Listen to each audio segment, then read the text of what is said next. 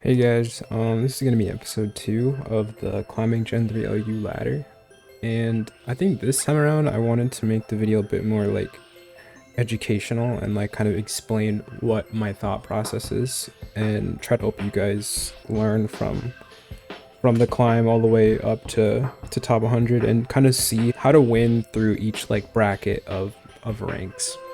I think for me the hardest barrier to break when I first started was around 1250.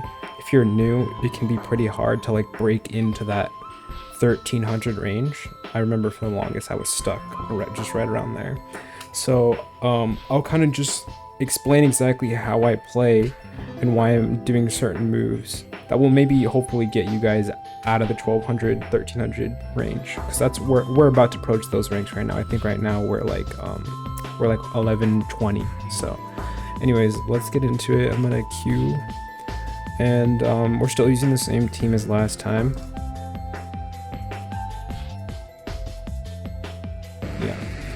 All right, so we're against Gyarados. Let's see what this guy is. 1020. Okay, this is pretty lower rank player. A lot of the times, so most of the time when you start a game, at least for me, it's mostly pattern recognition. So like after you've seen enough Gyarados lead, or you've seen enough Zapdos leads or whatever, you kind of like have an idea of what's going to be on their moveset.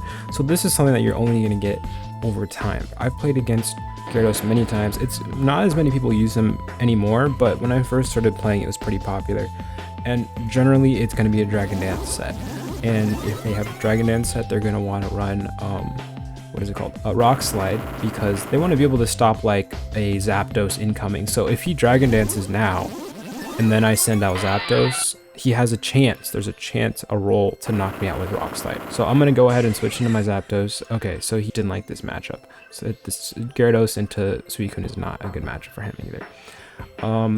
So we're gonna say Jolteon. This person's probably gonna substitute, because a lot of Jolteons run the substitute baton pass, and you know, maybe he'll go for like a hidden power ice, or maybe he'll go for a Thunderbolt. I'm gonna guess that he's gonna go for hidden power ice, and you can still, in this generation, you can paralyze electric Pokemon with Thunder Wave. You just can't damage them. So I'm gonna go for this. He might substitute, we might be screwed, but whatever. Okay, so he goes for the ice, and then we get the free para. So this is huge. If you can cripple a Jolteon, they're pretty much useless. Metagross can one-hit it, Claydol can one-hit it, Arrow can like, it's just, that's like how you can basically just get rid of this Pokemon. So now you can switch into whatever you want. He's probably gonna ice again, so now I can go into Metagross. Yep, and then you can just hit him with the Earthquake. And I could even get greedy here in agility, but he would probably just send out Gyarados, and I won't get much mileage out of that. So I'll just go ahead and Earthquake it. He might even switch right into Gyarados. We'll see what he does. Okay, he just knows that this Jolteon is useless, so he's just gonna let it die. I wasn't explaining any of this in like the last video. I was just kind of just saying what I was doing. So I just wanted to like go more in depth with like my decision making. So judging by the fact that he threw out this Snorlax into Metagross, generally Metagross is a counter to Snorlax, but if he's doing this, I mean, I don't know, maybe he's just like not very smart, but if he's doing this, this signals to me that he has Earthquake. Not every Snorlax set has Earthquake, so I'm gonna assume that this guy has Earthquake, and I'm going to go into Claydol with Levitate to dodge it. Okay, so he went into Gyarados instead. He probably thought I was gonna explode. I don't know why he did that switch. We know for a fact this guy, nobody ever runs substitute on Gyarados. It's just troll. And I don't see any reason for this guy to have a Gengar, because he doesn't have a Spiker, so he wouldn't really need a Spike blocker. I mean, he could still be running Gengar, but I'm just gonna blow up. This is like a very aggressive play, but I just do it sometimes. And then it's a free kill. Because in matchups where they don't have a Spiker and they don't have a Gengar, Claydol doesn't get much use. Like, yeah, you can do some decent damage with Earthquake, or you can like whatever, but for the most part he's just a blow up button. Like, you just use it when you can to get a free kill if you don't need to rapid spin spikes off the field. So there's that. A lot of times when people play, they don't want to reveal their whole team, so he's most likely going to switch back into Snorlax to not reveal his other three, basically to scout, and so that I don't get any more info on this turn. So by that assumption, I'm going to go into my Metagross thinking he's going to put in a Snorlax. And there's a Snorlax. Okay, so he can't one-hit you with an Earthquake, so I'm going to make a trade here with Meteor Mash.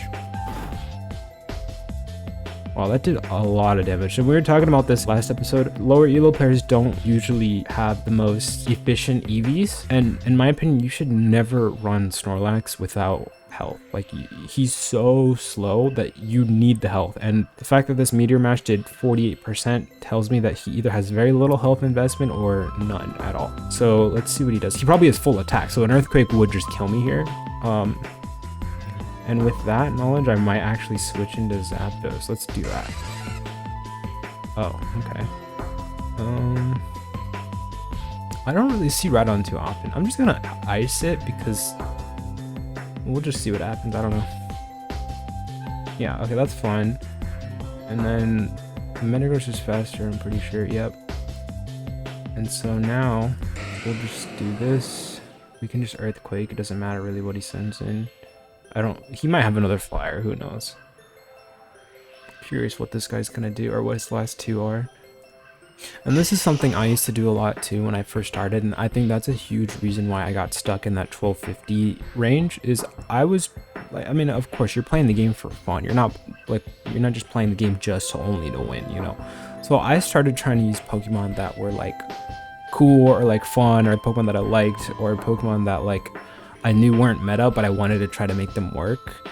And not that any of these Pokemon are super outlandishly non-meta, but like they're just suboptimal. Like Rhydon is not the greatest rock type to use.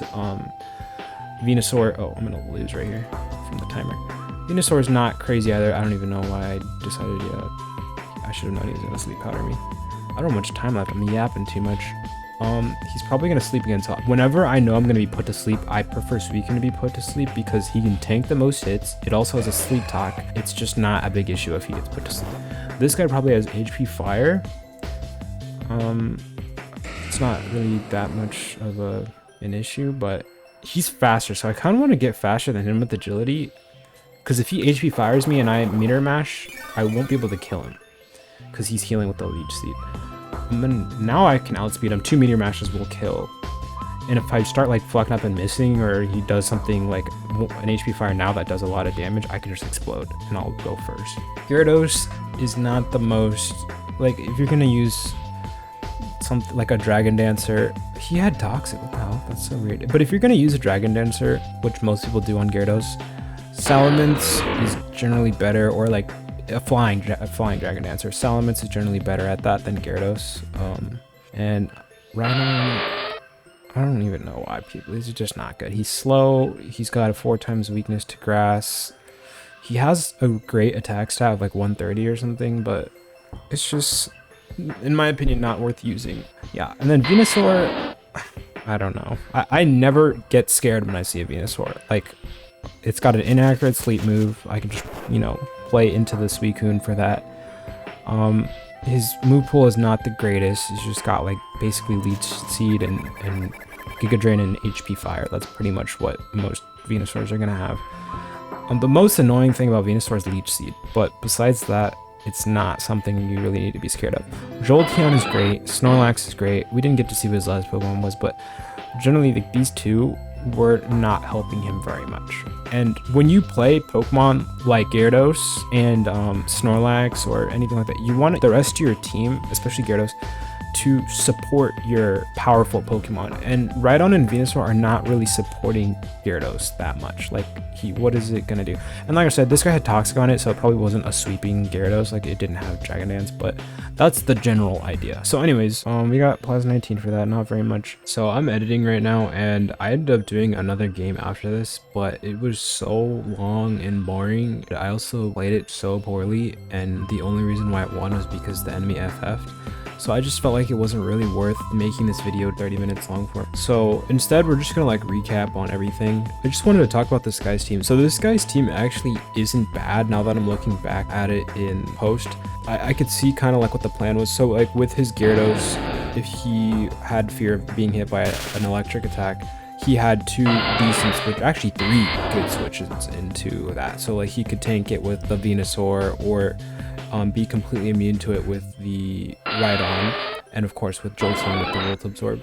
And then, you know, Snorlax can take a Thunderbolt. His Snorlax didn't really, like I said, the EVs were not probably the greatest. I don't think he gave it any HP, so it wouldn't be the best at taking Thunderbolts. But I could see the idea with, like, he was trying to support Gyarados with those 2 picks or 3 picks.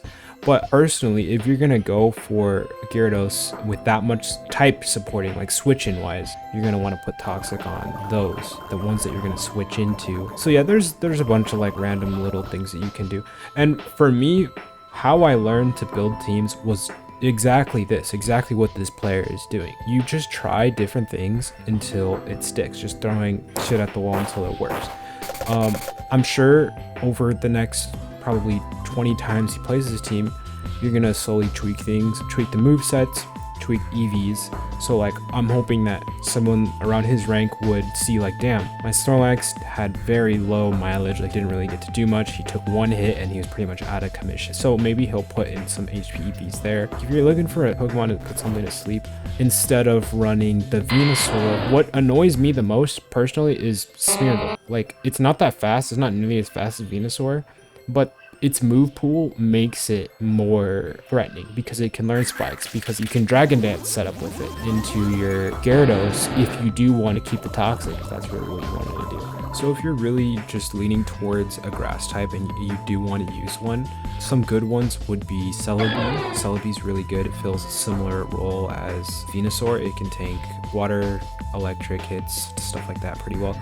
And it can set up Leech Seed really nicely. I don't know what his final slot was, but it can also Calm Mind Baton Pass into a special sweeper if he had a special Pokemon on his team, or it can just straight up Calm Mind up for itself and sweep that way. If you want something more akin to the Venusaur with the sleep, another good grass type, which in my opinion is also better, similar to Smeargle, is Breloom. So Breloom is slower, but it has 100% accuracy sleep move. So you won't always move first, but you're guaranteed to get that sleep off. And it also has much higher offensive power with if it puts something to sleep and then can focus punch it, it's gonna do a lot of damage even if it's not super effective.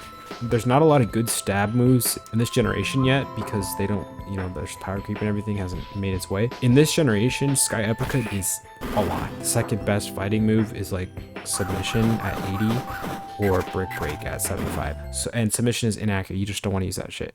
So yeah, there's a lot of reasons why I think Breloom, Smeargle, or Celebi are just better. But yeah, as I said, use what's fun for you, just experiment and try things out. And by no means is my team perfect. My team is something I've just been using for a long time, so I'm comfortable navigating what I see a lot in the meta with my team. I'm sure there's plenty of other teams that would do much better, but that's the thing, is once you played your own team enough times, you kind of start to form a game plan in your head of like, okay, if this person sends this out, this is how I usually deal with this with my team. And some players, like once you get good enough, you can just kind of like load up any team and know how to navigate that, even on a team that you're not fully familiar with. So if you watch people like Jimothy Cool, he's like one of my favorite people to watch. He just plays random viewer teams. Like they'll send him a team and he will make them work in like 1600 elo, like just off rip. So once you have enough experience, you'll be able to just kind of use whatever team you want, even if they're suboptimal, and you can make them work. But I strongly suggest when you're first starting out to use either a team by an established player like Jimothy Cool, or you can make your own, but I would still recommend using a tried and true team as the basis. So start with that, and then from there you can tweak it, you know, switch something in, put something else out, whatever. But at the end of the day, it's all about having fun, so just do whatever you want. But I'm gonna leave it at that. Hopefully this video was helpful and gave you guys a little bit of insight into how I approach team building. And with that, I guess we'll just we'll end the video there. Thanks for watching. That's the end of episode 2, and I was thinking about doing face cam for episode 3 and beyond that, so we'll see about that. I just have to get that set up. And yeah, alright, see you guys in the next video. Bye.